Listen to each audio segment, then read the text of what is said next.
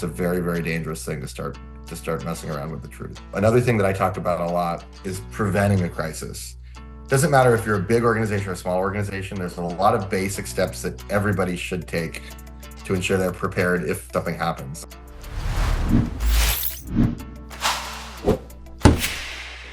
Time for our favorite podcast, Cut to the Chase. And maybe you're like, wow, you said something a little not, you've been working on your brand. You're trying to become an influencer. Maybe you've spent years building up your brand and you've put so much time and effort into it. And then you said something stupid or dumb or did something stupid. And unfortunately, it's going viral. The first time any of your posts have gone viral is when you did something stupid. And now you're in a crisis and you're like, oh my God, the whole thing could collapse. Well, I'm here to help you today by bringing on Nathan Miller, founder and CEO of Miller Inc., who's dealt with these kind of crises. And, how you doing, Nathan? It's yeah, I love that intro. What a great way to kind of describe our business. Yeah, I've been in many situations like that on behalf of many different clients, and it's a lot of fun. It's a challenge. There's a lot of complexity to it, but on the 1,000th crisis, it becomes a lot easier than the first one, which is most of the time what most of my clients are facing the first or second or third, and not there. Now we're, in addition to, so Miller Inc. is like, the new wave PR kind of firm, a little bit not the traditional way of doing things. So before people are like dropping off, like, well, maybe this isn't for me. Hey, maybe you're involved in a nonprofit and you're doing advocacy or fundraising. Sure. Nathan helps out with that. Maybe you're dealing with real estate. You're a listing and it's just not moving. You're doing commercial real estate or whatever. And you're like, whoa, I can't get it happening. Well, they also help with that. So we're going to cover the gamut. Also lawyers, maybe your clients are, God only knows what they've done, and that's why they called you, and you don't even know what to do. All right, I've talked enough, Nathan. So I love that. I'm bringing you on to all my new business calls, Greg. That was great. No, we have a full service strategic communications firm. We're headquartered in LA. We have offices LA, California, New York, Washington. We have about 20 folks at the firm. I started it in 2013. We do cover all those areas. We have a public affairs group that's doing business with folks who do business with the government and a lot of real estate clients. We have a nonprofit group, like you mentioned, that's helping a range of different kinds of nonprofit clients across the country, including folks in higher ed. We have a technology practice. We have some technology clients. And then we have a social impact practice. We have a sister agency that does philanthropy, and so we represent a lot of foundations. And then the work that I'm in the headlines for quite a bit is our crisis work, which is a group that I manage personally as the CEO of the firm. And we do a lot of work there, from civil disputes, white collar issues, celebrity crises, HR issues, hack and leaks. We do many different crisis cases, and we like the more complicated and messy, the better. That's where we really thrive. So that's us in a nutshell. All right. So, where there's smoke, there's fire.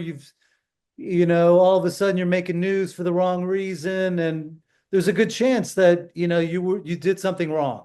So, all right, I did something wrong. I said something wrong. It's blowing up. I'm getting it. I don't even know where to go. I mean, can you really help me? I mean, so first of all, I wouldn't accept the premise of that question. It's funny in my business. A lot of the people who did nothing wrong are the ones in the headlines. The ones that did all the things wrong are the ones who are not in the headlines. It's not always a perfect correlation there. It is the case that sometimes you do something wrong and you get caught or, exposed for it. And then you have to come clean or figure out a way to describe what happened. And we always say in my business, the cover up is worse than the crime. And a lot of the time, the challenge that comes with crisis, the reputational damage is not always what you did, but it's what you said after you did something. And that's where we come in. But a lot of the times my clients did nothing wrong and they just get caught up in something that takes a life of its own, and they get maligned and smeared in a certain way. And it's on us to help to clear the air, clear the record. And that is what we do. Yeah. All right. So let's give me an example of both scenarios where you did do something wrong. That's inexcusable, but you can help them out. And then give me another example of where you didn't do something really wrong, but somehow or another it's blown up in your face and you can help out. Sure. Okay. Um, so a case that's I'm going to give you a case that's somewhere in between, and I'm going to let your viewers decide if they think there's something wrong, and then we can talk about another one. I represented a major retail grooming chain. They had they groom many thousands, hundreds of thousands, maybe millions of animals every year. Retail locations, broad base of retail locations. When you're working with live animals, there are things that will inevitably kind of go wrong. They had an animal whose tail was injured as part of the grooming. That animal's owner was the owner's daughter was a big time online influencer, saw it as an opportunity for a big payday. The online influencer threatened our client and said, if you don't pay me a huge amount of money, I'm going to go public with this. I'm going to ruin your business. Sent a legal letter to that effect. Well, you're a lawyer, Greg, so you know that in most states that is a criminal offense. That's called extortion. We had a situation where we kind of replied that that's extortion. That's not how this works. We're happy, my client covered all the veterinary costs associated with this issue and everything else. But the influencer came back and, their lawyer disappeared at that point. But the influencer said, you know what, I'm really frustrated by the situation, so I'm going to burn you online. And so we got thousands of this person with a big following told a false version of what had happened with my client, said that the dog's tail had been cut off as Oh, part of the grooming process. My client got thousands of death threats, people threatening to burn down their stores, negative Google reviews on across many different locations, people calling and booking appointments and not showing up, all the worst stuff you can imagine. This influencer was able to really tap into the sort of animal lovers network, and they decided they were going to be on a crusade against these guys. So they're kind of in this situation where they feel like the world is caving in on them. They had tried to do the right thing. Animals do get injured as part of our normal grooming process. They reviewed it. They had terminated the employee that had made the mistake. But they were kind of in a tough spot. So what do you do in that situation? So we came in, we immediately we created a video of the two leaders of this chain to camera, talked about what we had done to address the situation, talked about our safety process and procedures, which were some of the best in the industry and have been recognized as such. And then, we let the public know about the extortion attempt from this influencer. That was picked up by a news outlet. The influencer proceeded to try to lie to the news outlet. And we just showed them the receipts about what, the letter that had been sent from this influencer. This got picked up by another group of angry people on the internet who were upset at this, then became upset at this influencer. And overnight, she pulled down all of her posts about this brand. And we were able to clean up all the negative Google reviews and everything else. And this client was able to move on with their life and their business, and it wasn't totally destroyed. So that's a situation where you kind of acknowledge it and they've done the right thing and they were put in this tough position. You have other situations where you have clients who will, who've lied. And, if you get brought in after the cover-up's already taken place, then you're in this tricky position of, you don't have to always say it. You don't have to share everything with the public, but you want to be able to you don't want to misrepresent what happened to the public or to a journalist because the truth usually always comes out. And it's a very, very dangerous thing to start messing around with the truth. And we have many situations like that. Another thing that I talk about a lot is preventing a crisis. Doesn't matter if you're a big organization or a small organization, there's a lot of basic steps that everybody should take to ensure they're prepared if something happens. So what are some of those steps? I represented a major university, and The university owned a big property, and things that people don't think about this, but schools and universities are always having summer camps, anything where there's a lot of interaction with the public and there's big facilities. Also, real estate people. If you have a big multifamily unit, there's always things that happen when humans engage in the universe. Things happen. So we had a situation. They had a big rural property. One of the people on their property, a mountain lion came onto this property. One of their maintenance guys had a gun, shot the mountain lion. Turns out the mountain lion was a protected species. He went and saw the mountain lion, Lord. didn't tell anybody what had happened, took the collar off the mountain lion and dumped the collar about 3 miles off the property, and then the body of the mountain lion, 4 miles off, and hoped that it would just disappear. Of course, the rangers were monitoring that. They came back and figured out what had happened. So then we had a situation with the client where they have unfortunately, that employee was, you know, faced jail time, and, it's a felony. And the other thing was, so we had all these different things that had happened. We had to disaggregate. So we had to deal with that. But what compounded the situation, made it even worse, news crews are flooding onto the property. I was brought on, but I didn't have time to do any preparation, but their staff hadn't been trained at all for how you deal with when media shows up. So the news crew comes up, one of their staff had a big university logo on this gentleman's shirt, kind of got asked, got a camera shoved in his face, said, "What do you think about this whole situation?" And then went on a whole rant for 10 minutes about how horrible it was, what had happened. And so then we had an official, the news crew labeled it as the university spokesperson bashing the university Oh, on television. So there's a lot of things there that you kind of have to untangle and think about. But one of the things that it's a story for me to kind of make a really basic point, which is you need to have a clear protocol as it relates to dealing with media. You need to have a crisis management plan so you can understand who decides what when.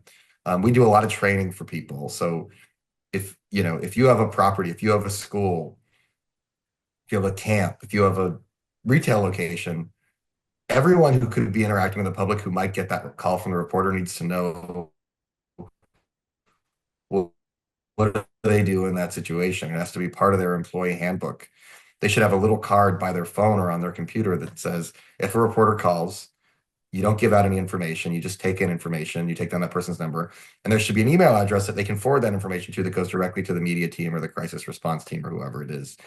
So that people like me can get timely access to that information. And you don't have the kind of mistakes like I just mentioned. And by the way, I've seen that happen again and again and again. A reporter calls, it doesn't get translated. There's a story that comes out, they didn't comment. Or even worse out in my business when it comes to preparation, and helping to ensure that a bad situation doesn't get worse. all right. So how long have you been doing this? Yeah, we've done a lot of big national cases, and I've worked with a lot of big companies and famous individuals. And I started the firm in 2013. Prior to that, I worked at other firms. I spent 3 years as the chief speechwriter and communications director at Israel's mission to the United Nations. I worked in Europe at a think tank there. So I've been in the business about almost 20 years, but we've had our firm for the last 12 years or so. All right. So beyond crisis management, tell me about Miller Inc. I mean, I know I researched into it, and I know you guys hold yourself out as not the traditional PR type of Yep. agency. Explain how you're different. So here's the thing. When I started in this business, and this has been the framework probably about 50 years, it was kind of the notion of this mediated model, meaning, and it's siloed model. So PR sits here. The PR people, their job is to talk to the journalist, and that journalist will then communicate your message to the public by and large. There's the marketing people who are developing the message. There's the advertising people who are kind of figuring out how you buy paid media to get out to the public that way. And those folks didn't really talk to each other, or they weren't exactly coordinated. The strategies were sort of parallel.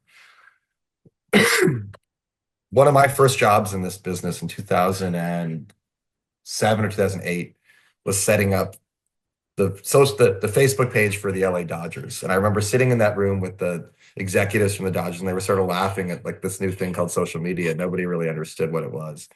Um, but the internet has really changed the opportunity to communicate with the public. It's a truism now. Everybody is a publisher. You have the opportunity to reach directly to an audience in a powerful way.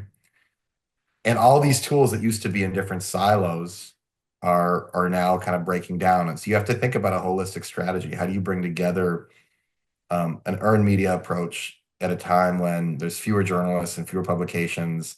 There's also more of these sort of, I wouldn't call them alternative, but publications that are a little bit different. You know, they're online, they reach a really small niche audience, but it can be a particularly important audience for your client. So how do you deal with this new earned media environment and then integrate that with what you're doing in terms of your paid spend, and your own, what we call owned media, when you're reaching directly to the public through your blog, through your YouTube channel, through your email campaign, all, through your podcast like you have, Greg. How do you bring all those channels together in a way that's really effective? And that's what we think of ourselves as strategists who do that. So we do the earned media, PR outreach, media relations, whatever you want to call it, but we integrate that into a broader approach. All right. So speaking of putting out fires, you're from LA. You actually, unfortunately, had your house burned Uh-huh. and all that stuff, but your operation knows real estate. And I would imagine I know you did a piece in 2023 on the LA markets and all that. So tell us who you can help in the real estate world. I know people, wow, like how do you sell your commercial property? Yep. Nobody's going to work. You're trying to force, these buildings are vacant. I'm in Miami, so believe me, I see a lot of office vacancies, and I'm like, all Mhm. right, I guess they're going to go convert them to residential. I don't even know but apparently you can make it happen. Yeah, we do it. We've done a lot of work in real estate. We represent some of the largest affordable housing developers in the country. That's a big growing field, and there's a lot more folks involved. I've been doing that for about 15 years. So we represent many different affordable housing developers. We do big marquee mixed use and commercial projects, especially ones that are a little more complicated. So we represent the Howard Hughes Los Angeles um, mall. We've done a bunch of malls. For years, we worked with a lot of the big REITs and mall operators who are kind of thinking about how do you transition in this moment. We've done some sales of some colorful properties. People probably, this is a combination of a crisis and a real estate client, but we represented the Oceanwide building here in LA. It's kind of known as the graffiti building. I don't know if you've read about that, but it's gotten a lot of ink. It was a property that was being built by a Chinese owner, and they ran out of money in about 2018. So it's like 80% done. This giant skyscraper across from LA Live in downtown LA, and as a result, there's a bunch of graffiti on that building because it was left vacant for some time, and now it's been taken back. And we represented the brokers that are selling that in bankruptcy and dealing with all the interest around, this really cool property, iconic property right in the center of downtown LA, and helping buyers see the real potential of that project. We did another famous case. We had a building that had a Banksy mural on it in downtown LA. So we ran a campaign around that. Buy the mural, get the building for free. And we had a big New York Times spread on that. And we got a lot of global media around that case, which helped to generate interest in the sale. So you're always looking for those creative angles. You got to have great context in the real estate trades, and you have to understand, when you're selling real estate, you're not just selling a piece of property, you're selling a story, you're selling a vision for a neighborhood, for a community, and you have to be able to work closely with the developer to help develop that story and then tell it to the public.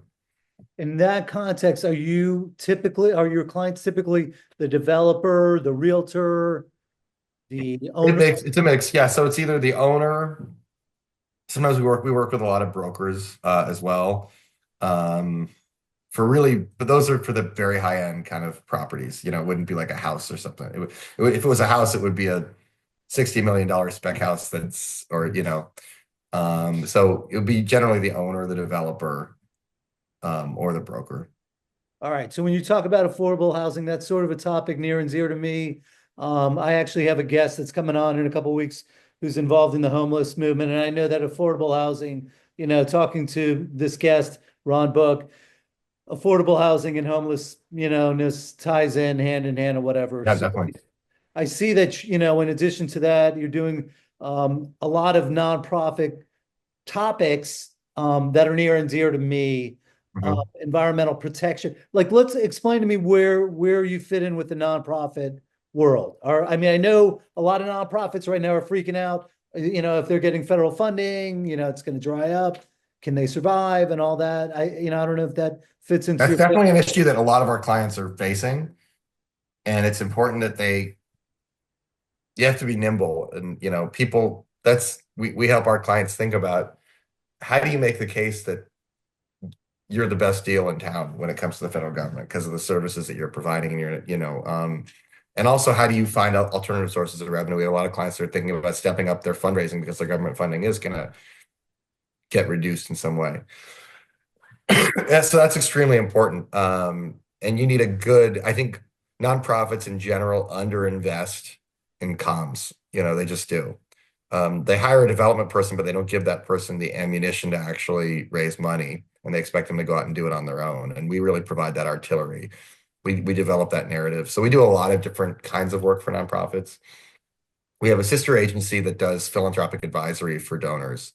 And within that agency, there's a software product called Ethos Tracking that actually helps people track their impact across different levers of how you make the world a better place. And so we develop using that software, we develop impact reports for nonprofits that they use to then go market their services and raise money from donors or foundations or whoever. And then we do day-to-day blocking and tackling comms work for nonprofits to have them articulate their value proposition so they can use it to raise money or advance their programmatic objectives or advocate for a particular position.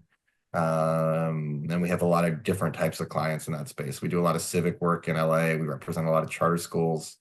So homelessness is an issue that we've addressed. We do a lot of work with the Jewish community and different Jewish nonprofits nationally connected. A lot of that's connected to my background working for the Israeli government. And so there's a mix there. Nice, nice. I just started with the American Jewish Committee, and I think they're doing a good job. I mean, I think they're big, and I think they got their messaging. I'm also involved with the Center for Independent Living, and for years I've been screaming at them about fundraising. They can't rely on government funds, and so it doesn't sound like you guys actually do the fundraising. It sounds like you do the messaging to help them with their fundraising, things like. Correct. What Exactly. what nonprofit types have you been most successful with? Where are you really good? It's a mix. So we've done all sorts of different amazing. We've represented a number of really incredible nonprofits from the charter schools that are changing the lives of kids in underserved communities. We help them develop a compelling message for policymakers and for donors and to tell that story. We've represented. We did a lot of work with after October 7th with the hostage families. And also, we worked on the Nova exhibit, which was a really powerful thing. I don't know if you heard about that. I actually went to it. Oh, great. So they just had it in Miami. So Yeah. we've done work with, the big national groups. AJC was a client of ours, actually, Greg. And, so we've done a lot of work in that space as well. Nice. And, we have, it's,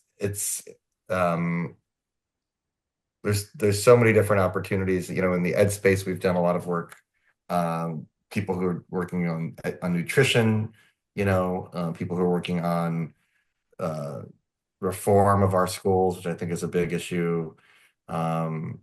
And what they get with us is a strategic partner that comes in, gets really deep in terms of understanding who's the audience. What if we say X, like what are they going to hear? who are our, and what message is going to move and motivate them, and then is able to build out a strategic and tactical plan that says, here's the tools in the toolbox for you to raise more money, or for you to build your visibility with these key programmatic partners. Like, for instance, we represent a big, one of the largest social service providers in California, working in rural communities. They have a whole basket of issues that they need to address, and helping to elevate the stories that need to be told so that policymakers understand who they are and and the value they provide. Donors understand who they are, and it's bringing together those tools that I mentioned before across all the different levers that we have today: earned media, paid media, owned media. Yeah, I mean, it makes total sense that it would all be integrated, the approach. And so I want to end today's top discussion. You mentioned social impact, one of the things that you do, and for me, that's like near and dear. I would like you to elaborate a little bit more. Yeah, I have some wealthy friends that want to do good. I don't know, Mhm. they're just used to like, all right, I'm going to write a check. Yep. Here's 1,000 trees, whatever, right? When going through and researching your company, I see that basically you don't think that works in today's day and age. Yep. So does the social impact that you do, is that just like anybody that's, hey, I want to do something good, or does it have to be like a nonprofit group that's trying to help the homeless out, or both? So, so my wife ran one of the largest foundations in California for a decade. She's an attorney also. I spent a lot of time with attorneys, Greg. And she has a sister agency that does just that, that thinks about all the different ways that you can make a world a better place. And it's not just about writing a check. If on the corporate side, it can be, what are you doing with your volunteerism with your staff? What are you doing with your supply chain? What are you doing with your public partnerships? What are you doing with in-kind work? And that's what my wife is really, really, really has unique expertise in designing social impact programs. And then when it comes to, private foundations, which she represents, it's thinking about, a lot of times they're designing their own programs. They're not just going to an organization and writing a check, but they're building out a program with the organization based on the needs and interests of the particular donor.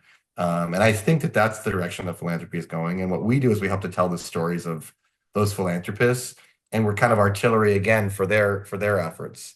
So if you're doing this great thing as a corporation and nobody knows about it, you're leaving chips on the table. So it's creating, awareness around the different initiatives that they're doing. And then similarly with the donor, it's either bringing awareness to the foundation or leveraging communications to advance whatever objective that they have as a foundation.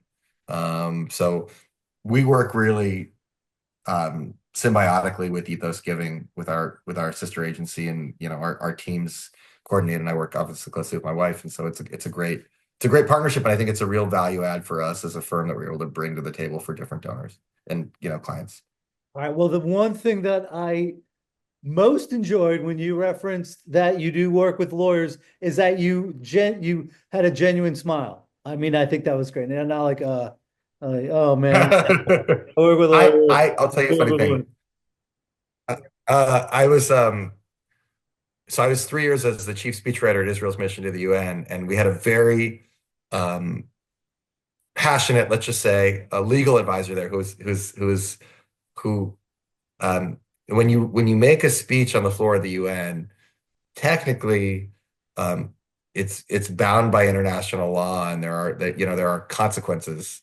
At least that's what the lawyers will say for everything you say. So it has every word has to go through legal review, and there's a real process. So I was a young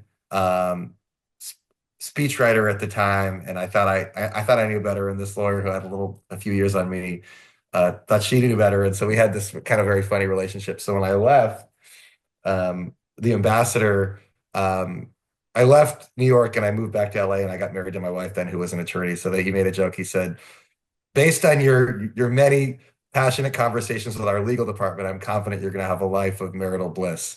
And so it was pretty funny. And but to this day, probably my closest collaborators are attorneys, whether it's on the crisis side or with my wife. So yeah, it's definitely something that I spend a lot of time with attorneys.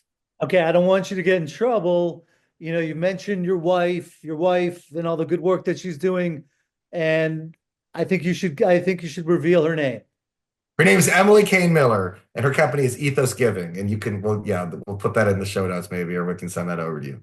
Okay, if somebody's like just about to, they're having a crisis right now, and they're like, I got to talk to this guy right now. How do Yeah. they get in touch with you? What's the easiest and most efficient? Yeah, you guys they can reach out. We have our phone number is public. It's 310-571-8264, or you can email us at info at Miller Inc., Miller-Inc. with a K. And there's a contact form on our website, Miller. So any of those ways, feel free to reach out. Someone will get back to you.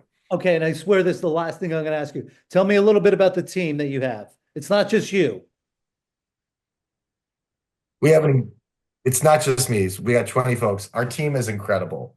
Um, Mostly they have a background either in journalism or politics or both.